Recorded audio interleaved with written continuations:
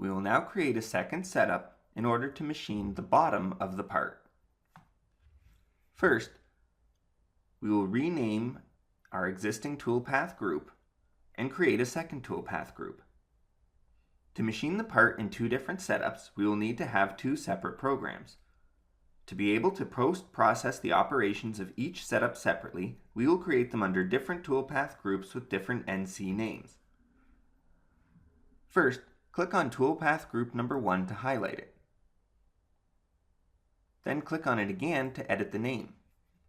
Give it the name setup number 1 and press enter. Right-click on setup number 1, mouse over Edit Selected Operations, and click on Change NC File Name. Change the NC file name to setup number 1 and press OK. Right-click on Machine Group 1, select Groups, and select New Toolpath Group. Give it the name setup number 2 and press enter. Use the Move Insertion Arrow buttons to change the insertion arrow to setup number 2 if necessary. We will now set the WCS to the bottom. The Work Coordinate System, also known as WCS, is the active coordinate system in use by Mastercam at any given time. The WCS contains the orientation of the X, Y, Z axes plus the location of the origin. This tells Mastercam how your part is positioned or oriented in the machine.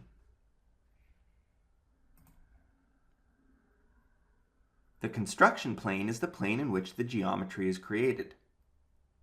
The tool plane is the plane normal to Z or to the vertical tool axis in which the tool moves.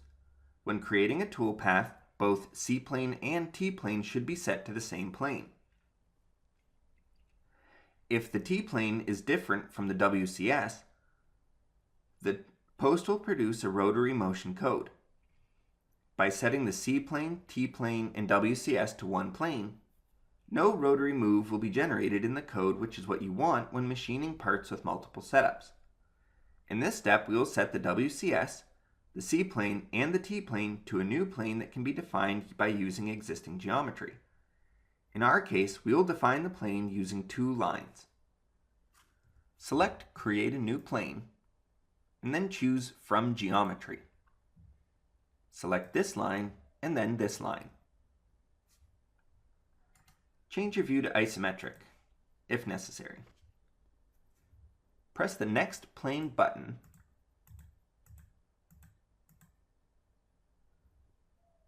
until the orientation is Z, this direction, X, this direction, and Y, this direction. Then press OK. Change the name to Setup to Plane.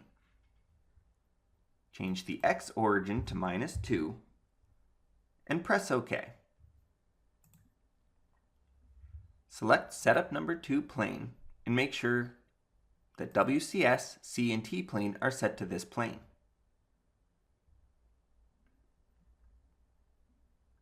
Right-click in the graphics area and select Isometric again. Change the X origin to -2 again if necessary and press Enter. Change the Z origin to 0.125 and press Enter.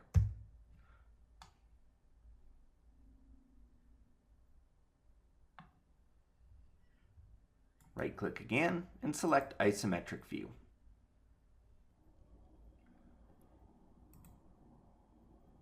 The part should appear as shown.